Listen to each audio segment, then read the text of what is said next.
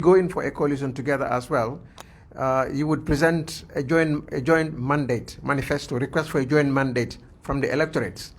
And if the electorate accept this arrangement, this coalition arrangement, and in consequence put you into office, then that would be a major contribution, an indispensable contribution from the electorates who would have agreed, who would have validate your political arrangement to go into a situation. Now, if for any reason there is a fundamental crisis within that arrangement, as a result of which, there is a parting ship instead of a partnership, then I think the electorates who agreed, who validated your political arrangement should also have a right, to make a say about that political arrangement, whether the parting ship or the partnership should be sustained.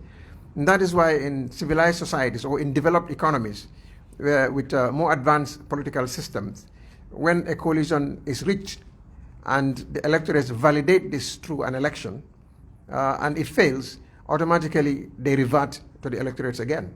And this happened several times in Israel, like you said, in Italy, in Spain, in several countries around the world. This takes place. And as our democracy is maturing, I think this is the sort of arrangement we should be thinking, not to oust the decision, not to oust the participation of the electorates who would have validated such a political arrangement through voting a coalition into an office. Now, if that had taken place, perhaps we would not have been in a situation we are today.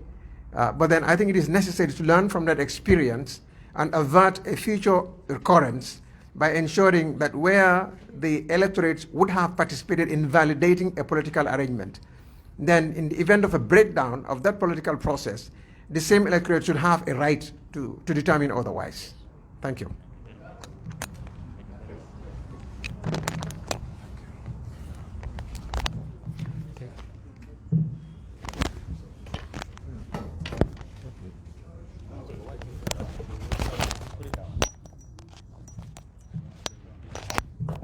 I just have a word concerning the registration of Gambians in diaspora.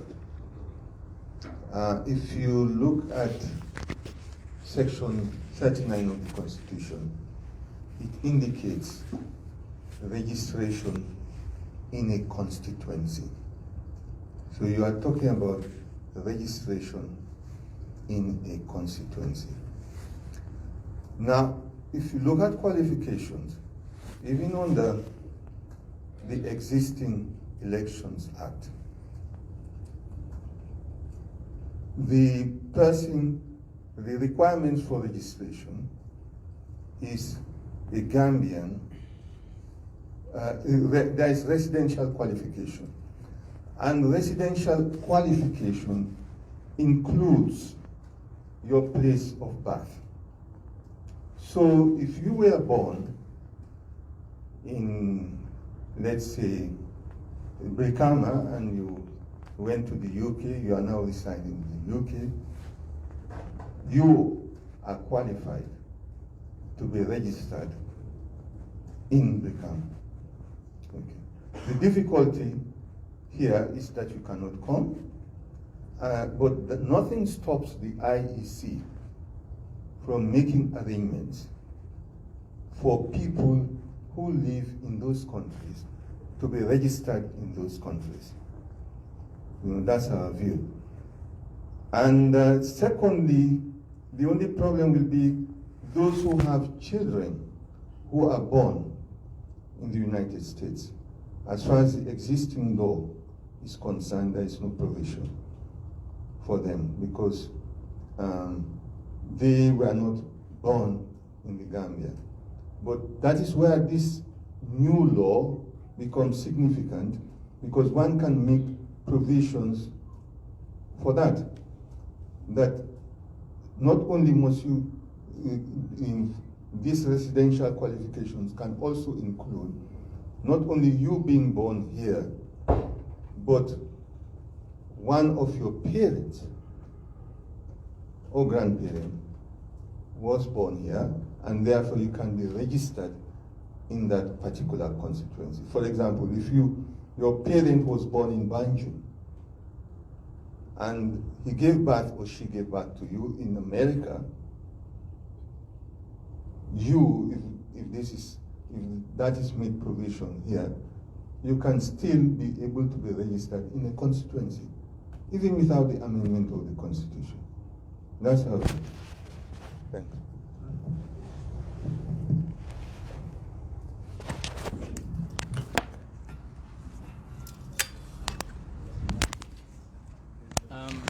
Just a quick one regarding the question raised by the chairman there with regards to coalitions. And I think trying to avoid what some of us have mentioned earlier, having in the Constitution or in an act something that wouldn't be serving its purpose is not progressive. Like we have the issue of coalition arrangement in the act, and if they are not enforceable, then actually they wouldn't play any big role there.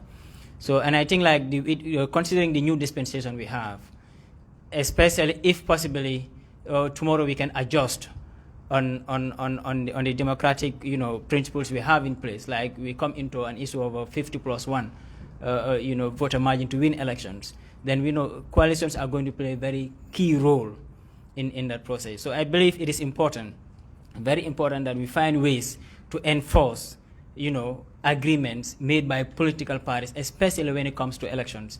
Because otherwise, in fact, certain parties or political parties that may think that they might have an advantage can draw others into a coalition. At the end of the day, just for the sake of getting them, influence the voters, and then at the end of the day, you go. I think it shouldn't be left along in the hands of a person and in the issue of a morality. I think it should be enforceable.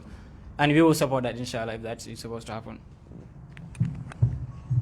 Well, I want to seize the opportunity on behalf of my colleagues and on behalf of the Honorable Speaker to thank respective parties that have appeared before us in this very, very, very important consultation as far as the elections bill is concerned.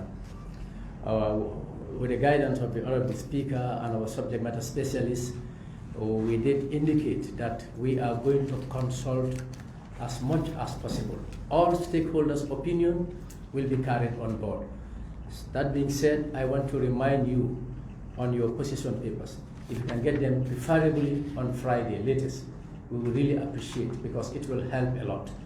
That is why I remember when we were going out, the Honorable Speaker did advise that every opinion counts.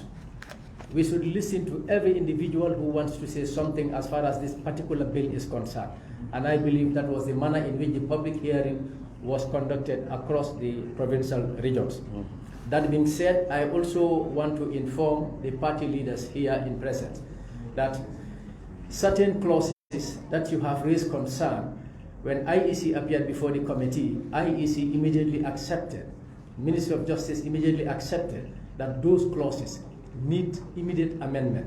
I may not go over them, but by the time the committee or the joint committee put up their report at plenary, you would have noticed that some of those clauses that you have flagged already have been taken care of. IEC and the Ministry of Justice, I think my colleagues can attest to that, are definitely going to look at them critically. That being said, I don't want to keep you longer, but instead I want to thank you once again on behalf of the entire joint committee, and we really appreciate your input. If need be, we will not hesitate to invite you again, because we believe you are potential players as far as this bill is concerned. On that note, I thank you so much. Yes. Okay. So, honorable sirs, you are all released, and honorable members, can we spare 5 minutes of our time?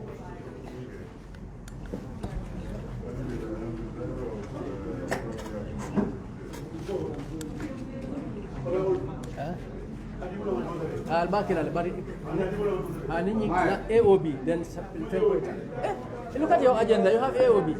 You have AOB on your agenda. There is. Who told you? Thank you very much. That is a very, very fruitful discussion.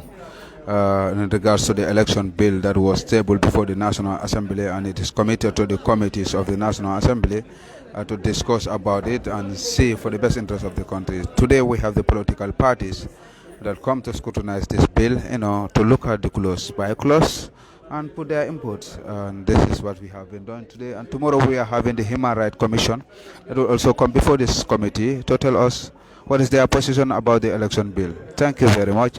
I'll see you tomorrow. Bye from me, Keksana.